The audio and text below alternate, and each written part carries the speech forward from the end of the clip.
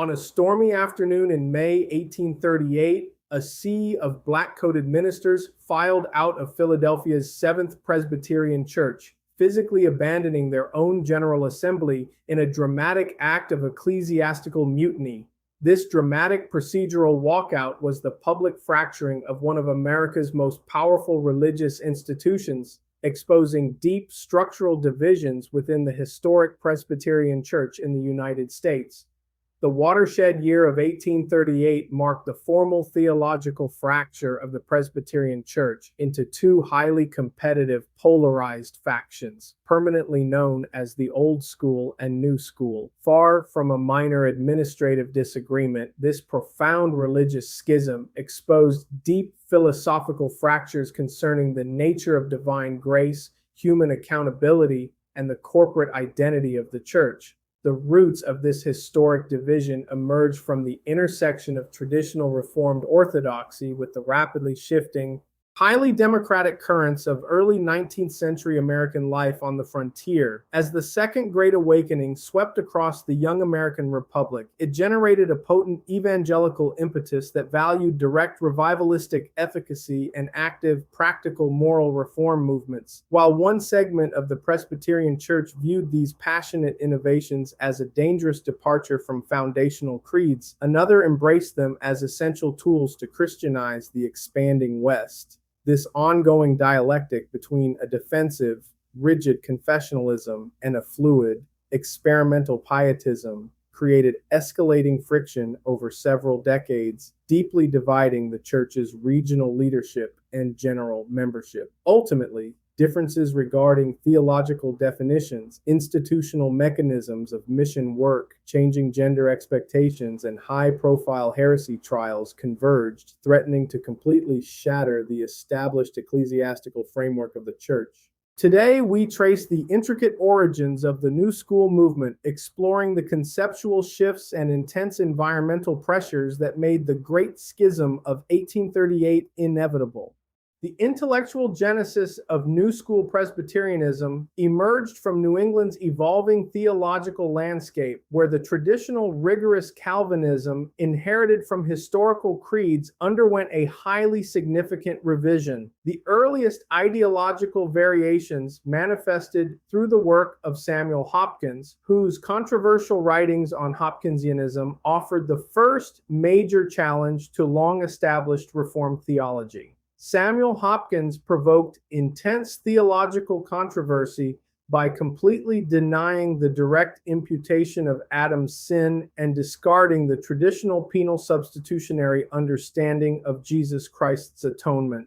A far more radical and systemic revision emerged through the extensive work of Nathaniel William Taylor, the primary theological architect of the controversial New Haven theology.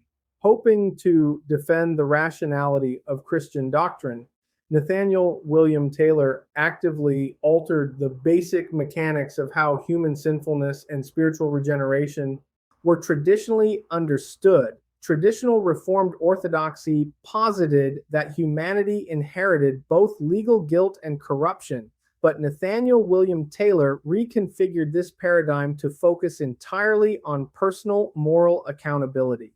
He asserted that unregenerate human beings possess a distinct power to the contrary, meaning they have the innate moral and psychological freedom to choose spiritual good. By redefining regeneration as a cooperative moral transformation, Nathaniel William Taylor shifted the focal point of the gospel, providing an intellectual justification for aggressive, urgent revivalism. The prominent active leader Lyman Beecher stood as the quintessential embodiment of this New School mindset, utilizing pragmatic methods to win souls across the American Republic. Moving fluidly between structures, Lyman Beecher viewed the local church not as a guardian of static creeds, but as a powerful engine for active societal transformation. This historic cooperative agreement established a powerful evangelical alliance between the traditional church and regional Congregationalist associations to maximize missionary efficiency across the rapidly expanding American frontier. The flexible structural provisions allowed a single frontier congregation to choose a pastor from either denomination, handling internal discipline according to the accused individual's preferred religious system. The early framers envisioned these cooperative local agreements as temporary, modest accommodations for transient frontier outposts, never anticipating their rapid evolution into major, highly populated economic centers. This structural fluidity yielded an unintended consequence, causing a progressive shift toward independent congregational governance as countless outside ministers quietly integrated into the established regional church system. When assuming leadership, these newer ministers subscribed to the historical standards with extreme latitude, viewing the strict confessions as a general guide rather than a binding contract. This demographic shift altered the balance of entire regions, prompting traditional leaders to watch with growing alarm as their unique government and distinct doctrines were slowly diluted. This structural blurring was accelerated by the rapid rise of voluntary societies, which introduced an entirely new model of independent ecclesiastical operations separate from traditional courts. Non-ordained leaders naturally favored funding and operating missions through independent cooperative organizations, completely bypassing official assembly-controlled denominational boards to expand their spiritual influence on the frontier. The strategic establishment of the American Home Missionary Society in 1826 typified this approach, rapidly placing hundreds of eager frontier missionaries outside of direct denominational control. Because these organizations operated independently, they created a powerful parallel authority structure, deeply troubling conservative church observers who argued they surrendered divinely ordained oversight to secular corporations. While intense institutional mechanics drove the visible political debates, shifting cultural currents regarding gender ideology quietly reshaped the internal life of local Presbyterian congregations across the expanding American Republic. Women formed the numerical majority within local churches, yet official denominational documentation completely ignored them until 1811, when the General Assembly finally acknowledged the vital contributions of pious females. This delayed institutional recognition coincided with the cultural ascendancy of the separate spheres ideology, driven by early industrialization and new Enlightenment redefinitions of distinct male and female roles. The paradox of Republican motherhood. This restrictive ideology paradoxically elevated women's moral status, birthing the concept of Republican motherhood, which justified advanced education so mothers could nurture the civic virtue of future voters. Within the emerging New School orbit, this ideology became a powerful tool for mobilization, transforming women into the primary organizers, fundraisers, and workers within sprawling frontier revival campaigns. This heightened social utility forced the leadership to establish firm boundaries, as the Albany minister Matthew LaRue Perrine argued that women must limit themselves to gentle duties. As the intense revivals of the Second Great Awakening grew more powerful, women increasingly stepped into public roles, boldly leading prayers and sharing personal testimonies in mixed-gender settings. This rapid public expansion prompted a sharp institutional backlash, leading the General Assembly to issue a formal declaration in 1832 that fiercely protected traditional male authority. While the highest church court approved of private meetings among women, it issued a stern warning against violating apostolic prohibitions, explicitly banning women from public preaching. This enduring tension demonstrated that while the new school eagerly utilized the moral energy of women, the broader denomination remained deeply committed to preserving traditional hierarchies in formal governance. By the early 1830s, intense ideological friction exploded into open ecclesiastical warfare through high-profile heresy trials, transforming abstract theological differences into a direct, bitter struggle for total institutional control.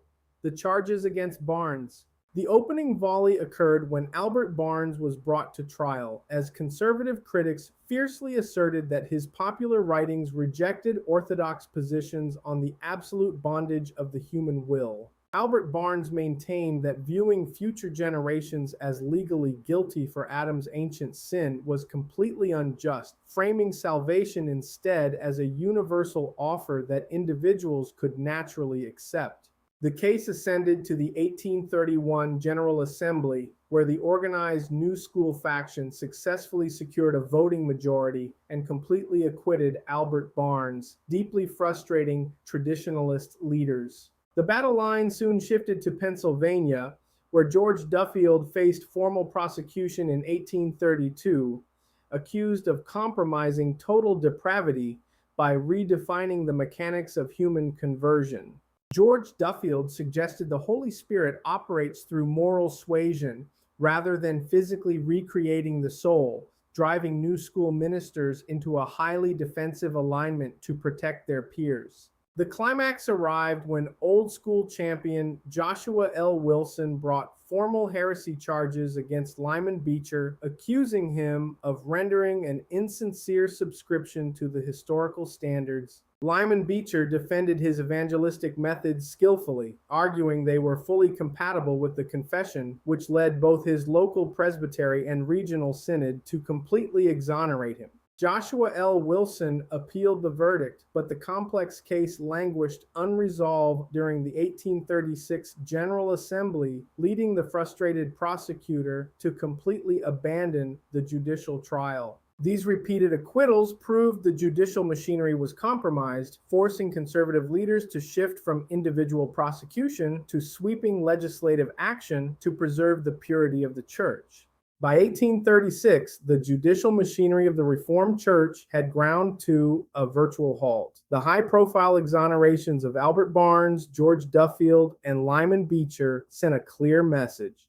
To the conservative wing of the denomination, the traditional methods of policing orthodoxy through individual heresy trials were no longer functional. Traditionalists watched with growing alarm as New England's theological modifications and the sprawling networks of independent voluntary societies steadily eroded historic Reformed structures. The strategy of local prosecution had failed to stem the tide.